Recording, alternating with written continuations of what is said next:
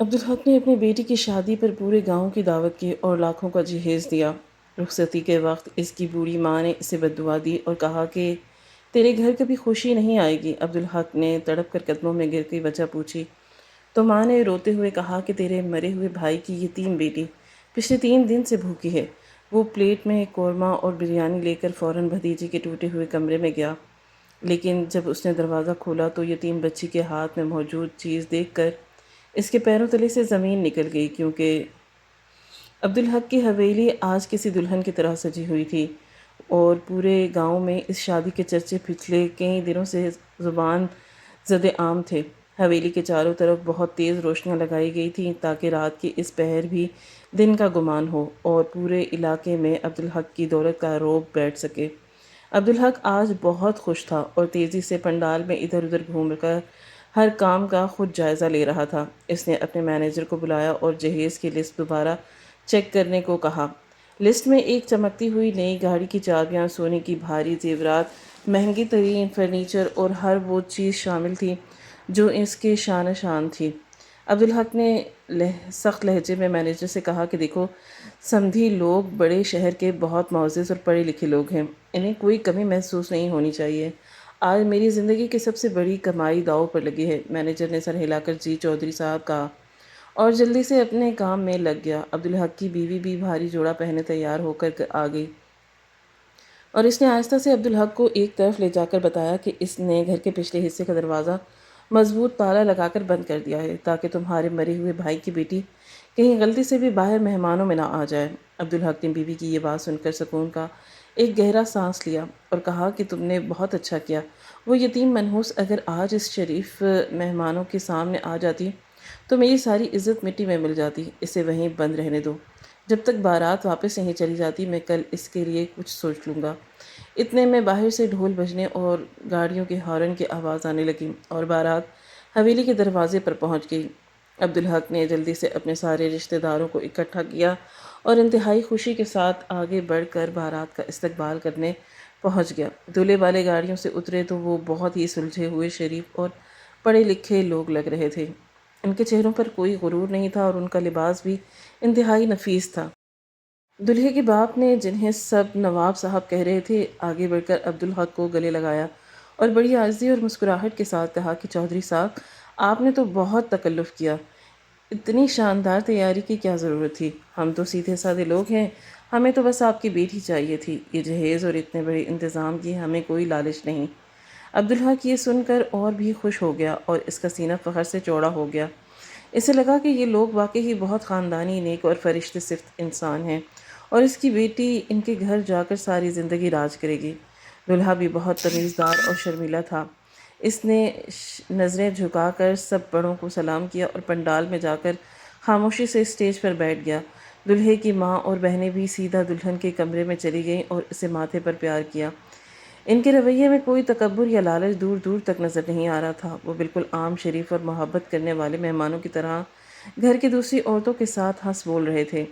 محفل میں سب کچھ بہت پرسکون اور نارمل انداز میں چل رہا تھا۔ عبدالحق کے دوست احباب اور گاؤں کے چودھری اس کی اور اس کے سمدھیوں کی شرافت کی تعریفوں کے پل باندھ رہے تھے۔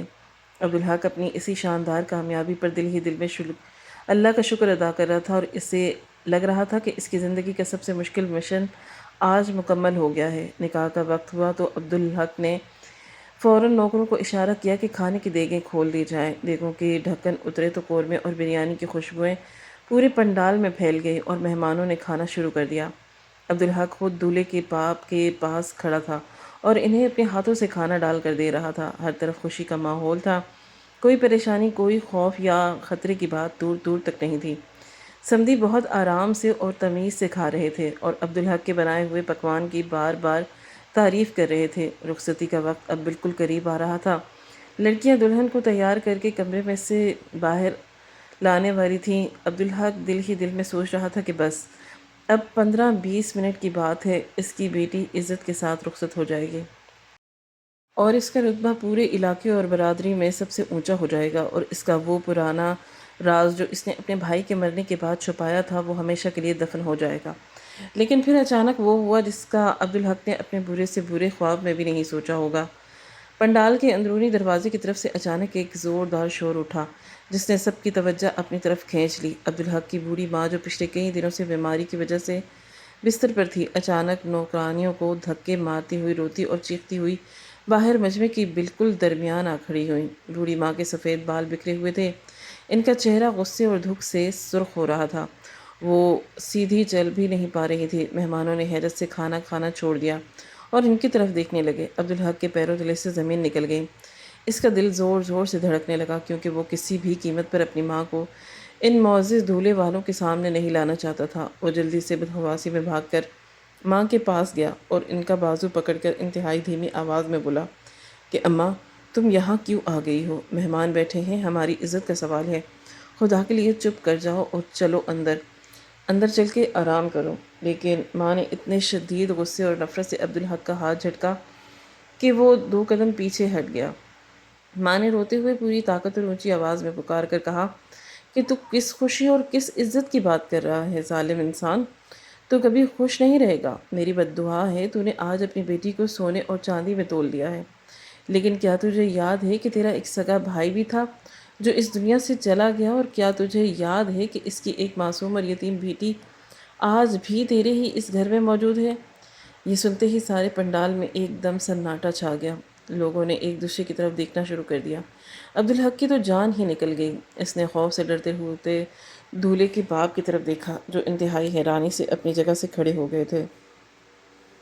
माँ ने मजमे के सामने रोते हुए अपनी बात जारी रखी और बोली कि तूने इस मासूम यतीम का सारा हक मार लिया, इसकी जायदाद पर कब्जा कर लिया और इसे घर के पिछले अंधेरे और टूटे हुए कमरे में जानवरों की तरह फेंक दिया। आज जब सारा गांव तेरे पैसों पर अय्याशी कर रहा है और शाही खाने खा रहा है, क्या तुझे मालूम है कि तेरे मरे हुए भाई की वो निशानी पिछले 3 दिन से भूखी है? इसने 3 दिन से पानी का एक घूंट तक नहीं पिया और तू यहाँ बेशर्मों की तरह रुखसती के जश्न मना रहा है। बूढ़ी की ये बात सुनकर सब लोग सिकते में आ गए। दूल्हे के बाप ने अपनी प्लेट फ़ौरन मेज़ पर रखी और बहुत ज़्यादा परेशानी से आगे बढ़ा। उन्होंने इंतहाई शराफत और हमदर्दी से अब्दुल हक के कंधे पर हाथ रखा और पूछा कि चौधरी साहब, ये सब क्या हो रहा है? अम्मा जी क्या कह रही हैं? क्या वाकई ही घर में कोई बच्ची इस वक्त भूखी और तकलीफ़ में है? अगर कोई मसला है तो हमें बताएं। हम आपके अपने हैं, हमारे पास गाड़ियां हैं, हम फ़ौरन उसे डॉक्टर के पास ले चलते हैं। दूल्हे के पास के लहजे में शराफत और सच्ची फ़िक्र थी। अब्दुल हक ने जल्दी से इससे नाजुक सूरत हाल को संभालने और अपनी इज्जत को बचाने के लिए एक बड़ा झूठ बोला। इसने एक झूठी और घसियानी हंसी हंसते हुए कहा कि नवाब साहब, आप बिल्कुल परेशान ना हो। दरअसल मेरी अम्मा की जहनी हालत पिछले कुछ सालों से बिल्कुल ठीक नहीं रहती। इन्हें कुछ याद नहीं रहता, ये बस बीमारी की वजह से कुछ भी बोल देती हैं। मेरा भाई सालों पहले मर चुका था, इसका सदमा ये आज तक भूल नहीं पाई और अक्सर ऐसी ही गैर मुतवाज़न बातें करती रहती हैं। घर में ऐसी कोई बच्ची भूखी नहीं है। अब्दुल हक ने जल्दी से अपनी बीवी और नौकरों को इशारा किया कि वो अम्मा को ज़बरदस्ती और जल्दी से अंदर ले जाएं। नौकर माँ को सहारा देकर और थोड़ा खींच कर अंदर ले गए, लेकिन माँ के रोते हुए चेहरे और उनकी बद्दुआ के अल्फाज पंडाल के हवा में गूंज रहे थे। दूल्हे के बाप ने मुस्कुराकर और गहरी सांस लेकर अब्दुल हक से कहा, कोई बात नहीं चौधरी साहब, हम पढ़े लिखे लोग हैं, हम बखूबी समझते हैं कि बुढ़ापे में इंसान का दिमाग साथ छोड़ देता है। आप बिल्कुल परेशान ना हो और जाकर रुखसती की तैयारी करें। अब्दुल हक के दिल से बहुत बड़ा पहाड़ जैसा बोझ उतर गया। समधियों की इतनी अच्छी और समझदारी वाली बात सुनकर इसे मुकम्मल तसल्ली हो गई कि इसका रिश्ता बच गया है और ये लोग कितने अजीम हैं। लेकिन इसके दिल के अंदर अब एक नया और पुरसरार डर बैठ गया था। अम्मा की बात से अंदर से किसी दीमक की तरह खा रही थी कि बच्ची 3 दिन से भूखी है। अगर उसे वाकई ही भूख से कुछ हो गया और अगर किसी मेहमान या खादमा ने इस अंधेरे कमरे की तरफ रुख कर लिया और समधियों को सच पता चल गया कि माँ पागल नहीं थी, बिल्कुल सच बोल रही थी, तो ये इंतहाई शरीफ लोग इसे कभी माफ़ नहीं करेंगे और ये रिश्ता इसी वक्त टूट जाएगा। इसे लगा कि इसे फ़ौरन इसी वक्त छुप कर जाकर बच्ची को देखना चाहिए और इसे किसी तरह चुप कराना होगा। इसने इधर उधर देखा। जब सब मेहमान और दूल्हे वाले दोबारा अपने खानों और बातों में मशगूल हो गए तो वो दबे कदमों और नज़रें बचाता हुआ खाने की मेज़ की तरफ गया। उसने एक बड़ी प्लेट में कौरमा, बिरयानी और कुछ मीठा डाला और इसे लिए एक रुमाल से छुपा कर ढाँप लिया। इसके हाथ दर्द خوف اور ندامت سے کانپ رہے تھے۔ وہ بار بار پیچھے مڑ کر دیکھ رہا تھا، کوئی اسے طرف دیکھ تو نہیں رہا، کھانا لے کر جاتے ہوئے دیکھ تو نہیں رہا۔ جب اسے یقین ہو گیا کہ کوئی اس کی طرف نہیں دیکھ رہا تو اس نے حویلی کے پچھلے اور ویران حصے کی طرف تیز تیز قدم بڑھائے۔ پنڈال کا چکا چوندھ روشنیوں اور شور سے دور یہ حصہ بالکل سنسان اور گہرے اندھیرے میں ڈوبا ہوا تھا۔ یہاں کوئی نوکر بھی نہیں آتا تھا، کیونکہ عبدالحق نے خود سب کو منع کیا ہوا تھا کہ رات کی تاریکی اور خاموشی میں اس کے بھاری جوتوں کی آواز اس سے اور بھی زیادہ ڈرا رہی تھی۔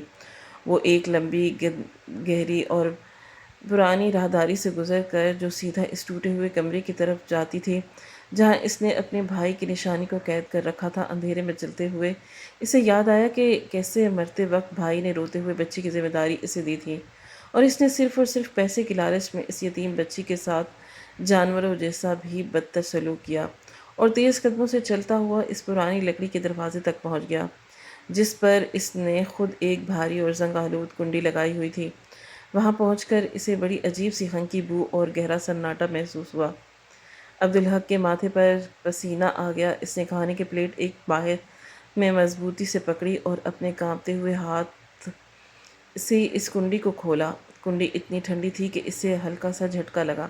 اندر سے کسی کے رونے کرانے یا بولنے کی کوئی آواز نہیں آ رہی تھی۔ اسے لگا کہ شاید بچی بھوک کی شدت سے بے ہوش ہو گئی یا شاید مر گئی ہے۔ اس نے دھڑکتے دل کے ساتھ دروازے کو ہلکا سا دھکا دیا۔ لکڑی کا پرانا دروازہ ایک بھیانک اور کرخ دار چرچراہٹ کے ساتھ کھلا۔ کمرے کے اندر گپت تاریک اندھیرا تھا۔ کھڑکی سے آنے والی ہلکی سی چاندنی میں کمرے کا ٹوٹا پھوٹا منظر بالکل بمشکل نظر آ رہا تھا۔ عبدالحق نے ڈرتے ڈرتے ایک قدم اٹھا کر اندر آیا اور انتہائی دھیمی آواز میں بولا کہ بیٹا تم کہاں ہو؟ میں تمہارا چچا ہوں، میں تمہارے لیے تمہاری پسند کا کھانا لایا ہوں۔ میں شادی کے کاموں میں بہت مصروف تھا، مجھے بالکل وقت نہیں ملا، باہر آؤ اور کھانا کھا لو۔ مجھے معاف کر دو۔ اس کے ان الفاظ کا کوئی جواب نہیں ملا۔ کمرے میں موت جیسی خاموشی تھی۔ اس نے گھبرا کر دیوار کو ٹٹولا اور پرانے بلب کا سوئچ دبا دیا۔ ایک زرد اور مدھم سی روشنی کمرے میں پھیلی۔ اس کی نظریں سیدھے کونے میں رکھے اس چارپائی پر گئیں، لیکن وہ بالکل خالی تھی۔ وہ بری طرح گھبرا گیا کہ بچی کہاں گئی۔ وہ یہاں سے بھاگ گئی۔ اگر وہ بھاگ کر ان شریف نوابوں کے سامنے چلی گئی تو اس کی کیا عزت رہ جائے گی؟ اس کا دل پسینے سے باہر آ رہا تھا۔ اس نے جلدی سے کھانے کی پلیٹ میز پر رکھی اور تیزی سے گھوم کر کمرے کے دوسرے حصے کی طرف دیکھا۔ اچانک دروازے کے پیچھے کھڑے ایک پتلی اور کمزور سے سائے نے ہلکی سی حرکت کی۔ عبدالحق کے منہ سے ڈر کے مارے ایک دبی ہوئی چیخ نکلی جب اس نے دیکھا کہ اس کی یتیم بھتیجی وہیں کھڑی تھی۔ اس کی رنگت کاغذ کی طرح زرد تھی اور آنکھوں کے نیچے گہرے سیاہ حلقے تھے۔ میں پوری طرح سے تھم گیا۔ عبدالحق کے پیروں تلے سے زمین نکل گئی، کیونکہ اس کمزور، کانپتی اور بھوک سے نڈھال بچی کے ہاتھوں میں کوئی روٹی کا سوکھا ہوا ٹکڑا یا پانی کا گلاس نہیں، بلکہ ایک انتہائی بھاری سیاہ رنگ کی جدید پستول تھی جس کے آگے ایک لمبا سا سائلنسر لگا ہوا تھا۔ اس موت کے ہتھیار کے ساتھ ہی اس چھوٹی سی مٹھی میں ایک مڑا توڑا کاغذ کا ٹکڑا بھی سختی سے دبا ہوا تھا۔ عبدالحق نے دماغ کی رگیں جسے پھٹنے لگی۔ اس کا سانس حلق میں بری طرح اٹک گیا اور اس کی آنکھیں خوف اور ناقابل یقین حیرت سے کھلی کی کھلی رہ گئیں۔ وہ یہ سوچ کر آیا تھا کہ وہ بھوک سے تڑپ رہی ہوگی، منتیں کر رہی ہوگی، لیکن اس خستہ حال اور اندھیرے کمرے میں ایک 14 سالہ لڑکی کے ہاتھ میں موت کا یہ لرزہ خیز ہتھیار دیکھ کر عبدالحق کا سارا غرور، تکبر اور خاندانی شان کا نشہ ایک ہی لمحے میں پگھل کر پسینے کی صورت میں اس کے ماتھے پر بہنے لگا۔ اس نے لڑکھڑاتے ہوئے قدم پیچھے ہٹایا۔ اس کی نظریں بچی کے زرد چہرے اور اس کی سائلنسر لگی پستول کے درمیان تیزی سے گھومنے لگیں۔ کمرے میں موت جیسی تاریک خاموشی۔ اس نے بمشکل اپنا خشک ہوتا ہوا تھوک نگلا اور کانپتی ہوئی سرگوشی جیسی آواز میں پوچھا، یہ سب کیا ہے؟ یہ موت کا سامان تمہارے ہاتھ میں کہاں سے آیا؟ تم یہ کیا کر رہی ہو؟ بچی نے اپنی دھنسی ہوئی آنکھوں سے عبدالحق کی طرف دیکھا۔ اس کی آنکھوں میں آنسو ضرور تھے، لیکن ان آنسوؤں میں مظلومیت یا خوف کے بجائے ایک عجیب سی وحشت اور سنجیدگی تھی۔ اس نے پستول کا سرخ رخ نیچے کیا اور 2 قدم آگے بڑھ کر عبدالحق کے بالکل قریب کھڑی ہوئی اور انتہائی دھیمی اور لرزتی ہوئی آواز میں سرگوشی کی، چچا جان، آپ جن لوگوں کو بڑے شہر کے خاندانی نواب اور شریف انسان سمجھ کر اپنی اکلوتی بیٹی سونپ رہے ہیں، وہ نواب نہیں اور کوئی شریف لوگ نہیں ہیں، وہ تو ایک بہت بڑا اور انتہائی خطرناک ڈاکو اور قاتلوں کا گینگ ہے۔ آپ کی جان، میری بہن کی عزت اور آپ کی ساری دولت اس وقت موت کے سائے میں ہے۔ یہ الفاظ عبدالحق کے دماغ پر کسی بھاری ہتھوڑی کی طرح لگے۔ اس کا سارا جسم ایک شدید جھٹکے سے کانپ اٹھا، لیکن اگلے ہی لمحے اس کے اندر کا پرانا غرور، اس کی انا اور اپنی بیٹی کے اتنے شاندار اور امیر رشتے کو کھونے کا ڈر ایک بار پھر جاگ اٹھا۔ اس کا کاروباری دماغ یہ ماننے سے یکسر انکاری تھا کہ وہ پڑھے لکھے، نرم گفتار اور اخلاق والے لوگ جو اس وقت باہر پنڈال میں بیٹھے اس کی اور اس کی خاندانی وقار کی تعریفیں کر رہے تھے، وہ کوئی سفاک قاتل یا مافیا ہو سکتے ہیں۔ عبدالحق کا خوف اچانک ایک اندھے اور شدید غصے میں بدل گیا۔ اسے لگا کہ یتیم بچی اسے اس کے اس اندھیرے دالان میں قید رکھا تھا اور اس کی جائیداد اس نے بے دردی سے چھینی تھی، آج اسی چیز کا بدلہ لینے کے لیے اس کی بیٹی کا بسا بسایا گھر اجاڑنے کی سازش کر رہی ہے۔ اس نے غصے سے دانت پیسے آگے بڑھ کر بچی کے ہاتھ سے وہ بھاری پستول اور کاغذ جھپٹا اور انتہائی تلخ لہجے میں بولا، تو جھوٹ بول رہی ہے، تو ایک مکار اور جھوٹی لڑکی ہے۔ مجھے پتا تھا کہ تیری نیت خراب ہے، تجھ سے میری بیٹی کی خوشی، یہ کروڑوں کا جہیز اور میری یہ عزت برداشت نہیں ہوتی۔ تو نے اپنی دادی کو بھی میرے خلاف بھڑکایا ہے اور اب تو اتنی گھناؤنی سازش کر رہی ہے کہ میں یہ رشتہ خود توڑوں۔ تو جانتی ہے وہ کتنے عظیم لوگ ہیں، وہ تو جہیز کی طرف آنکھ اٹھا کر بھی نہیں دیکھ رہے۔ اور یہ پستول، یہ کھلونے تو نے ضرور کسی نوکر سے منگوایا ہوگا تاکہ مجھے ڈرا سکے۔ تجھے کیا لگتا ہے میں بے وقوف ہوں جو تیری ان چالوں میں آ جاؤں گا؟ عبدالحق غصے میں اندھا ہو چکا تھا۔ وہ پستول کو ایک طرف پھینک کر واپس موڑنے ہی والا تھا کہ پنڈال میں جا کر رخصتی تیار کر سکے، لیکن بچی نے آگے بڑھ کر اس کا بازو پوری طاقت سے پکڑ لیا۔ بچی کی گرفت میں اس کی بھوک کے باوجود ایک عجیب سی طاقت اور سچائی تھی۔ اس نے روتے ہوئے التجا بھرے لہجے میں کہا، چچا جان، خدا کے لیے ہوش میں آئیں۔ میں آپ کی بیٹی کی خوشی کیوں برباد کروں گی؟ وہ میری بہن ہے۔ آپ ذرا اس کاغذ کو دیکھیں جو آپ کے ہاتھ میں ہے۔ میری بات پر یقین نہ کریں لیکن اس ثبوت کو تو دیکھیں۔ میں خوف کے مارے اس کمرے کی کنڈی کھول کر باہر نہیں نکل سکتی۔ بچی نے ہانپتے اپنی بات جاری رکھی، چچا جان، اس ٹوٹے ہوئے کمرے کے بالکل پیچھے جو حویلی کا پرانا گودام ہے جسے آپ نے سالوں سے بند رکھا ہوا ہے، اس کی پچھلی دیوار گلی کی طرف ہے، ٹوٹی ہوئی ہے۔ پچھلے 3 دن سے جب سارا گھر شادی کی تیاریوں میں مصروف تھا تو ان نام نہاد نوابوں کے آدمی رات کے اندھیرے میں اس ٹوٹی دیوار کے راستے گودام کے اندر بھاری اسلحہ لا کر چھپا رہے تھے۔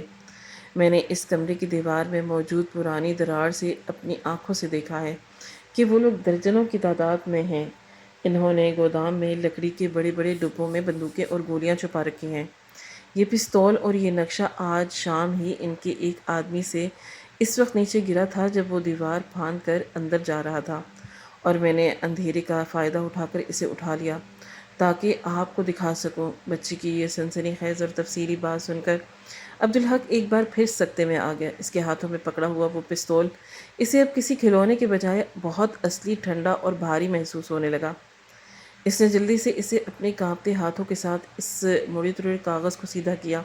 کمرے کی اس زرد اور ٹمٹماتی ہوئی روشنی میں جب اس نے اس کاغذ پر نظریں ڈالی تو اس کے جسم کا سارا خون خشک ہو کر رہ گیا۔ وہ کاغذ دراصل حویلی کا ایک ہاتھ سے بنایا گیا انتہائی تفصیلی اور خفیہ نقشہ تھا۔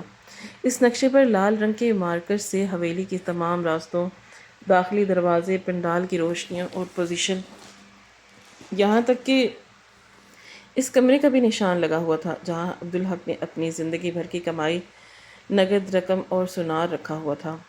نقشے کے ایک کونے پر باقاعدہ وقت اور منصوبہ لکھا ہوا تھا جس میں صاف اور واضح الفاظ میں درج تھا، رخصتی کے فوراً بعد رات 1:15 پر تمام دروازے بند کر کے اندر فائرنگ کرنی ہے، عبدالحق کو اس وقت مار دینا ہے، باقی مہمانوں کو یکمال بنا کر سارا سونا اور نقدی گاڑیوں میں ڈال کر عقبی راستے سے نکلنا ہے۔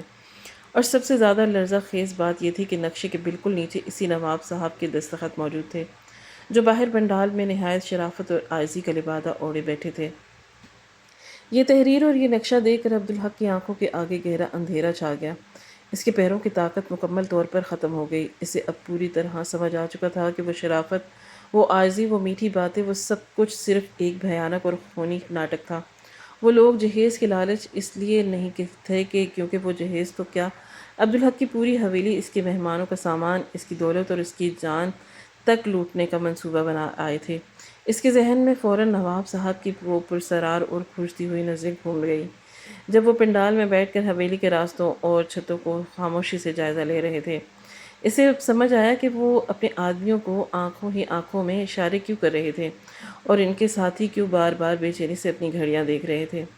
لیکن عبدالحق کے اندر کا وہ شکی اور کاروباری دماغ جو کسی پر جلدی یقین نہیں کرتا تھا، اب بھی پوری طرح مطمئن نہیں ہوا تھا۔ اسے لگا کہ ہو سکتا ہے یہ نقشہ کسی اور کا ہو، یا بچی کو واقعی کوئی غلط فہمی ہوئی ہو۔ اس کا دل ابھی بھی اس بھیانک حقیقت کو تسلیم کرنے سے انکاری تھا۔ وہ جانتا تھا کہ اگر اس نے بغیر تصدیق کیے پنڈال میں جا کر کوئی ہنگامہ کھڑا کر دیا اور یہ بات جھوٹ نکلی تو دھولے والے اپنی بے عزتی محسوس کرتے ہوئے اسی وقت بارات واپس لے جائیں گے اور وہ پورے علاقے میں ہمیشہ کے لیے منہ دکھانے کے قابل نہیں رہے گا۔ اس نے بچی کی طرف دیکھا جس کا پسینہ اور خوف سے بھیگ چکا تھا۔ عبدالحق نے وہ اصلی پستول اور نقشہ اپنی جیکٹ کے اندرونی جیب میں چھپایا، بچی کے کندھے کو سختی سے پکڑا اور اس کے کان میں سرگوشی کی، تم یہیں رہو اور دروازہ اندر سے سختی سے بند کر لو۔ اگر تمہاری یہ بات جھوٹ نکلی تو یاد رکھنا میں تمہیں اپنے ہاتھوں سے زندہ زمین میں گاڑ دوں گا، لیکن اگر یہ سچ ہوا تو میں خود جا کر اس گودام کو چیک کروں گا۔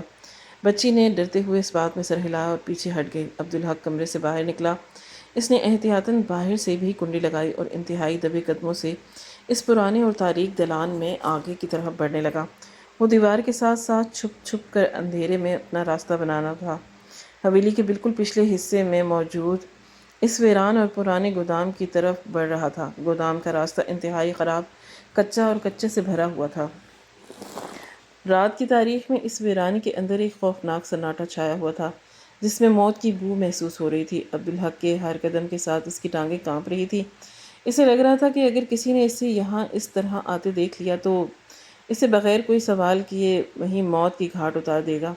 وہ بمشکل چلتا ہوا گودام کے بڑے اور زنگ آلود لوہے کے دروازے تک پہنچا۔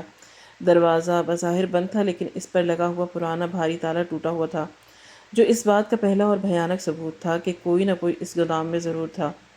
عبدالحق نے ایک لمبا اور گہرا سانس لیا اور دل میں اللہ کا نام لیا اور انتہائی احتیاط کے ساتھ دروازے کو ہلکا سا دھکا دیا۔ دروازہ بغیر کسی چرچراہٹ کے تھوڑا سا پیچھے ہٹا اور ایک پتلی سی زرد بن گئی۔ عبدالحق نے اس طرح سے اپنی آنکھیں لگا کر اندر گودام کی گپ اندھیرے میں جھانکنے کی کوشش کی۔ گودام کے اندر انتہائی گہرا اندھیرا اور گرد غبار کی پرانی بو تھی۔ شروع میں اسے کچھ نظر نہیں آیا لیکن پھر جب اس کی آنکھوں اندھیرے کی عادی ہونے لگیں تو پیچھے کی ٹوٹی ہوئی دیوار سے آنے والی چاندنی کی مدھم روشنی میں اس نے جو منظر دیکھا اس نے عبدالحق کی روح تک کو سرد کر دیا۔ گودام کا پورا کچا فرش لکڑی کے بڑے بڑے بھاری کریٹوں سے بھرا ہوا تھا اور یہ کریٹ تھے جو عام طور پر فوج یا خطرناک گینگ اسلحہ سپلائی کرنے کے لیے استعمال کرتے ہیں۔ ایک دو کریٹ کھلے ہوئے تھے اور ان کے اندر سے جدید خطرناک اور خودکار کلاشنکوف کی سیاہ اور چمکتی ہوئی نالیاں باہر نکلی ہوئی صاف نظر آ رہی تھی۔ اس کے ساتھ ہی گولہ بارود اور میگزین کے درجنوں جھوٹے ڈبے پڑے ہوئے تھے۔ یہ کوئی چھوٹا موٹا اسلحہ نہیں، یہ پوری کی پوری ایک بستی کا تباہ کرنے اور سینکڑوں جانیں لینے کا سامان تھا۔ عبدالحق کا جسم خوف سے مفلوج ہو کر رہ گیا۔ اس کا دماغ مکمل طور پر سن ہو چکا تھا اور بچی بالکل سچ کہہ رہی تھی۔ وہ اپنی اکلوتی بیٹی کو جن لوگوں کے حوالے کرنے جا رہا تھا وہ انسان نہیں، وہ خونخوار درندے اور سفاک قاتل تھے جو آج رات اس کی پوری زندگی حویلی کو ایک خونی قبرستان بنانے کا مکمل تیاری کر چکے تھے۔ اس کی آنکھوں کے سامنے اپنی بیٹی کا عروسی لباس بھی سجا، ہنستا مسکراتا چہرہ اپنی خاندانی غرور اور اپنی زندگی بھر کی کمائی ہوئی دولت ریت کے محل کی طرح گرتی ہوئی محسوس ہونے لگی۔ لیکن ابھی اس کا خوف اپنے عروج پر نہیں پہنچا کہ اچانک سے گودام کی پچھلی ٹوٹی ہوئی دیوار سے باہر کچھ مردوں کی انتہائی دھیمی، کھردری اور خوفناک آوازیں سنائی دیں۔ عبدالحق نے اپنی سانسیں مکمل طور پر روک لیں اور دروازے کے ساتھ چپک گیا اور کان لگا کر ان کی گفتگو سننے لگا۔ ایک بھاری اور کرخت آواز والا شخص اپنے ساتھی سے کہہ رہا تھا، نواب صاحب کا اندر سے میسج آیا ہے۔ پنڈال میں سب مہمان کھانا کھا چکے ہیں اور بس رخصتی کا انتظار کر رہے ہیں۔ بس ٹھیک آدھے گھنٹے بعد رخصتی کا اعلان ہوگا۔ جیسے ہی وہ بوڑھا اپنی بیٹی کو گاڑی میں بٹھانے کے لیے آگے بڑھے گا، ہم نے حویلی کے چاروں طرف سے فائرنگ شروع کر دینی ہے۔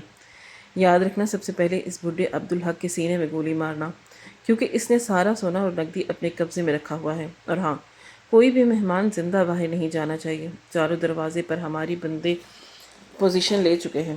جو بھاگنے کی کوشش کرے اسے یہیں بھون دینا۔ دوسری شخص نے ایک شیطانی ہنسی ہنستے ہوئے جواب دیا، فکر نہ کرے استاد، آج تو اتنی بڑی لوٹ مار ہوگی کہ ہماری 7 نسلیں بیٹھ کر کھائیں گی۔ اس بڈھے نے غرور میں آ کر اتنا مال اور جہیز اکٹھا کر لیا ہے کہ اب یہ سارا ہمارا ہے۔ چل جلدی سے، باقی لڑکوں کو میگزین بانٹ، وقت بہت کم ہے، بس نواب صاحب کے اشارے کا انتظار ہے۔ یہ خوفناک اور صفاقانہ گفتگو سن کر عبدالحق کے پیروں کی آخری جان بھی نکل گئی۔ اس کے ماتھے پر پسینے کا سیلاب آ گیا اور اس کے ہاتھ پاؤں برف کی طرح ٹھنڈے ہو گئے۔ آدھا گھنٹہ اس کی زندگی کی، اس کی بیٹی کی عزت اور پنڈال میں بیٹھے سینکڑوں مہمان کی جانوں کے درمیان صرف اور صرف آدھے گھنٹے کا فاصلہ رہ گیا تھا۔ اگر وہ ایک لمحہ بھی مزید وہاں کھڑا رہتا، اس کے جوتوں سے کوئی چھوٹی سی بھی آواز نکل آتی تو وہ صفاق قاتل اسے وہیں گودام میں کتے کی موت مار دیتے۔ اسے اب اپنی جان سے زیادہ اپنی بیٹی کی جان کی فکر کھائی جا رہی تھی۔ وہ جس چھوٹی عزت اور انا کی حال میں سالوں سے قید تھا، وہ خول آج ایک سیکنڈ میں ٹوٹ کر بکھر گیا۔ اسے پہلی بار شدت سے احساس ہوا کہ کچھ دیر پہلے مجمع میں اس کی بوڑھی ماں کی وہ بد دعا کتنی سچی، کتنی پر اثر اور کتنی بروقت تھی۔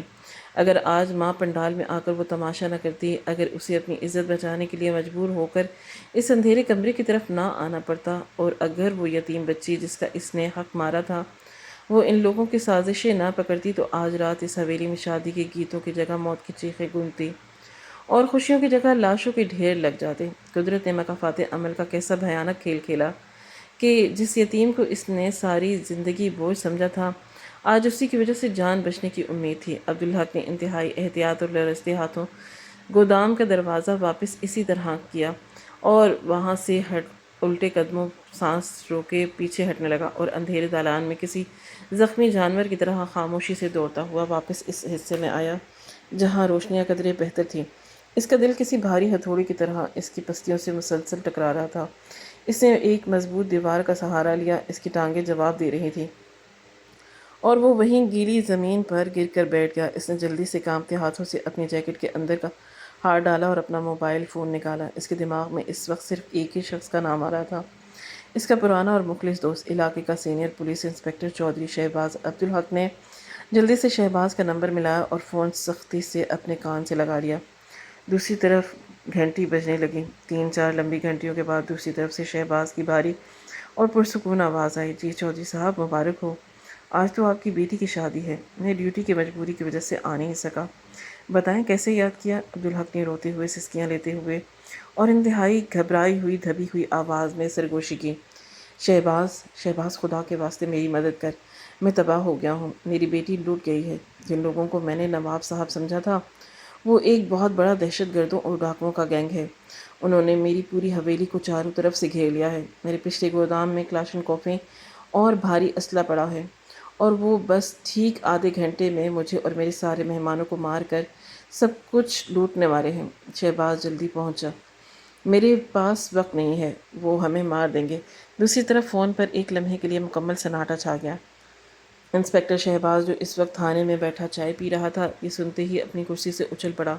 اس نے ایک تجربہ کار پولیس افسر ہونے کے ناطے صورتحال کی نزاکت کو ایک سیکنڈ میں بھانپ لیا اور انتہائی سنجیدہ اور تیز لہجے میں کہا، عبدالحق تم ہوش میں ہو تو؟ تم کیا کہہ رہے ہو؟ اتنے مہمانوں میں یہ کیسے ممکن ہے؟ عبدالحق نے روتے ہوئے کہا، خدا کی قسم شہباز، میں سچ کہہ رہا ہوں، میرے پاس ان کی ایک پستول اور حویلی پر بملے کا پورا نقشہ موجود ہے جو میری بھتیجی نے پکڑا ہے۔ خدا را فوراً بھاری نفری لے کر پہنچ اور میری بات سن، سائرن بالکل مت بجانا ورنہ وہ اسی وقت پنڈال میں فائرنگ شروع کر دیں گے۔ انہیں کسی بھی صورت شک نہیں ہونا چاہیے کہ پولیس آ رہی ہے۔ حویلی کو چاروں طرف سے خاموشی سے گھیر لو اور سنائپرز تیار رکھو۔ شہباز نے فوراً جواب دیا، تم بس اپنا فون اپنے پاس رکھنا، میں 15 منٹ کے اندر اپنی پوری ایلیٹ فورس کے ساتھ وہاں پہنچ جاؤں گا۔ تم نے بالکل نہیں گھبرانا۔ عبدالحق میری بات غور سے سنو، تم نے اب کسی بھی طرح پنڈال میں واپس جانا ہے اور حالات کو بالکل نارمل دکھانے کی کوشش کرنی ہے۔ تمہارے ماتھے پر پسینہ نہیں ہونا چاہیے۔ کسی بہانے سے رخصتی کو لٹکاؤ، مہمانوں میں گھل مل جاؤ تاکہ کوئی انہیں فائرنگ کا موقع نہ ملے۔ نواب صاحب اور ان کے غنڈوں کے ماتھے پر ذرا بھی شکن نہیں آنی چاہیے کہ تم ان کا بھیانک راز جان چکے ہو۔ میں نکل رہا ہوں، بس تھوڑی دیر ہمت رکھو۔ فون کٹ گیا۔ عبدالحق نے موبائل جیب میں ڈال دیا اور دیوار کے ساتھ سر ٹکا کر اس کے لیے زندگی کا سب سے بڑا خطرناک اور بھیانک امتحان اب شروع ہونے والا تھا۔ اسے اب واپس اسی روشنیوں سے سجے پنڈال میں جانا تھا، اتفاق قاتلوں اور درندوں کی آنکھوں میں آنکھیں ڈال کر دیکھنا تھا جو اس کی موت کا بے صبری سے انتظار کر رہے تھے، اور ان سب سے بڑھ کر اسے اپنے چہرے پر وہی مسکراہٹ اور وہی پرانا غرور سجانا تھا جو کچھ دیر پہلے تک اس کی پہچان تھا۔ ایک طرف اس کی بیٹی عروسی لباس میں دلہن بنی بیٹھی تھی جسے وہ کسی بھی قیمت پر مرنے نہیں دے سکتا تھا، اور دوسری طرف وقت کی وہ ظالم ٹک ٹک تھی جو ہر گزرتے سیکنڈ کے ساتھ موت کا پیغام لا رہی تھی۔ عبدالحق نے زمین سے مٹی اٹھا کر اپنے آنسوؤں کے صاف کیا اور کپڑوں کو جھاڑا، گہرے سانس لیے اور اپنے اندر کے سارے ڈر اور خوف کو ایک خول میں بند کر دیا۔ بھاری قدموں کے ساتھ دوبارہ پنڈال کی چکا چوند روشنی کی طرف چل پڑا۔ عبدالحق جب پنڈال کی چکا چوند روشنی میں واپس آیا تو اس کا دل کسی زخمی پرندے کی طرح پھڑ پھڑا رہا تھا۔ اس نے چہرے پر کھوکھلی مسکراہٹ سجا لی تاکہ نواب صاحب اور اس کے غنڈوں کو ذرا بھی شک نہ ہو۔ نواب صاحب نے اسے دیکھتے ہی پرسرار مسکراہٹ کے ساتھ پوچھا کہ رخصتی میں مزید کتنی دیر ہے؟ عبدالحق نے خوف چھپاتے ہوئے بہانہ کیا کہ بیٹی ماں کے گلے لگ کر رو رہی ہے اور کچھ خاندانی زیور پہننا باقی ہیں، بس چند منٹ اور دے دیں۔ نواب صاحب کی آنکھوں میں غصے کی پرچھائی لہرائی اور انہوں نے پنڈال کے دروازوں پر کھڑے اپنے آدمیوں کو خفیہ اشارہ کیا۔ عبدالحق نے کن اکھیوں سے دیکھا کہ وہ نام نہاد مہمان اب اپنے کوٹوں کے اندر ہاتھ ڈال رہے تھے جہاں ان کا مہلک اسلحہ چھپا تھا۔ 1:12 ہو چکے تھے۔ عبدالحق کی ٹانگیں کانپ رہی تھی اور وہ دل ہی دل میں اللہ سے گڑ گڑا کر معافی مانگ رہا تھا۔ نواب صاحب اور دولہا اب اپنی کرسیوں سے کھڑے ہو گئے تھے، ان کے چہروں کی شرافت غائب ہو چکی تھی اور صفاک درندگی سامنے آ گئی تھی۔ نواب صاحب نے کوٹ کے اندر ہاتھ ڈالا جس کا مطلب تھا کہ حملے اور خون ریزی کا وقت آن پہنچا ہے۔ عبدالحق نے بے بسی سے آنکھیں بند کر لیں اور شاید پولیس وقت پر نہیں پہنچ سکی اور اب اس کی حویلی خونی قبرستان بننے والی تھی، لیکن عین اسی لمحے جب نواب صاحب نے پستول نکالنے کے لیے ہاتھ نکالا، حویلی کی ساری روشنیاں ایک زرد دار جھٹکے کے ساتھ بند ہو گئیں۔ چاروں طرف گپ اندھیرا چھا گیا اور مہمانوں میں خوفناک ہلچل مچ گئی۔ اس سے پہلے کہ نواب کے غنڈے فائرنگ کرتے، حویلی کی چھتوں اور دیواروں سے انتہائی طاقتور سرچ لائٹیں سیدھی نواب صاحب اور اس کے ساتھیوں پر پڑیں اور پولیس کے سائرن زور سے گونج اٹھے۔ چند ہی سیکنڈ میں انسپکٹر شہباز اپنی ایلیٹ فوج کے ساتھ دروازہ توڑتا ہوا اندر داخل ہوا اور گرجدار آواز میں چلایا کہ حویلی کو گھیر لیا گیا ہے، کوئی اپنی جگہ سے نہ ہلے۔ نواب صاحب کی ہوش اڑ گئے۔ اس نے پستول نکالنے کی کوشش کی لیکن چھتوں پر موجود پولیس سنائپرز نے لیزر لائٹس ان کے سینوں پر جما دی۔ شہباز کے جوانوں نے بجلی کی تیزی سے دروازوں پر کھڑے غنڈوں کو دبوچ کر زمین پر گرا دیا۔ پنڈال میں کھلبلی مچ گئی لیکن پولیس نے فوراً صورتحال پر قابو پا لیا۔ نواب صاحب اور ان کا مکار بیٹا اب ہتھکڑیوں میں تھے اور زمین پر اوندھے منہ پڑے تھے۔ انسپکٹر شہباز نے نواب کے کوٹ سے پستول نکالا اور اس کے منہ پر تھپڑ مارتے ہوئے کہا کہ تیرا سارا گینگ اور گودام کا اسلحہ پکڑ لیا گیا ہے، اب تیری زندگی جیل میں سڑے گی۔ سارا گاؤں اور عبدالحق کے رشتہ دار سکتے میں منظر دیکھ رہے تھے، جنہیں وہ معزز مہمان سمجھ رہے تھے وہ صفاک قاتل نکلے۔ عبدالحق روتا ہوا شہباز کے گلے لگ کر آ۔ شہباز نے اسے دلاسا دیتے ہوئے کہا کہ میرا نہیں، اس یتیم بچی کا شکریہ ادا کرو جس کی بہادری اور سچائی نے آج سینکڑوں جانیں بچائی ہیں۔ یہ سنتے ہی عبدالحق کو زوردار جھٹکا لگا۔ وہ اپنے آنسو پوچھتا ہوا دیوار وار حویلی کے پچھلے اندھیرے حصے کی طرف دوڑا اور خستہ حال کمرے میں داخل ہوا جہاں اس کی یتیم بھتیجی ڈر کے مارے سکڑی بیٹھی تھی۔ عبدالحق روتا ہوا آگے بڑھا اور دھڑم سے اس معصوم بچی کے قدموں میں گر گیا۔ اس نے پاؤں پکڑ کر انتہائی قرب سے کہا، مجھے معاف کر دے میری بچی، میری دولت اور جھوٹی انا نے مجھے درندہ بنا دیا۔ جس جانور جیسی جگہ پر میں نے تجھے قید رکھا، آج وہیں سے تو نے میری اور میری بیٹی کی عزت اور جان بچائی ہے۔ عبدالحق نے بچی کا ہاتھ پکڑا اور اسے کھینچتا ہوا واپس روشنیوں سے سچے پنڈال میں لے آیا۔ سارے مہمان اور اسی کی دلہن بنی بیٹی حیرت سے منظر دیکھ رہی تھی۔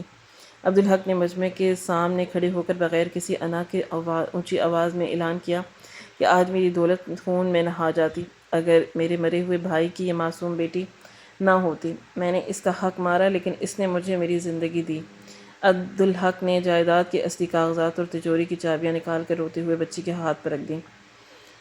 اس نے اپنی دلہن بنی بیٹی کو بلایا اور یتیم بھتیجی کو گلے لگا کر کہا کہ آج سے تم اس گھر کی مالکن ہو۔ میری بیٹی تب تک رخصت نہیں ہوگی جب تک میں تمہیں تمہارا حق اور مقام واپس نہیں دلا دیتا۔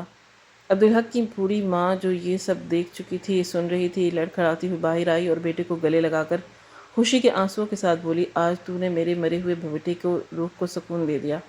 تو نے ایک بے سہارا کو سینے لگایا، اب تیرے گھر سے رحمت کبھی نہیں جائے گی۔ اس رات کوئی ڈولی تو نہیں اٹھی، لیکن ظلم اور تکبر اور جھوٹے انا کا جنازہ ہمیشہ کے لیے اٹھ گیا، اور مکافات عمل کے طوفان نے ایک ایسا سجا سویرا جھوڑا جس میں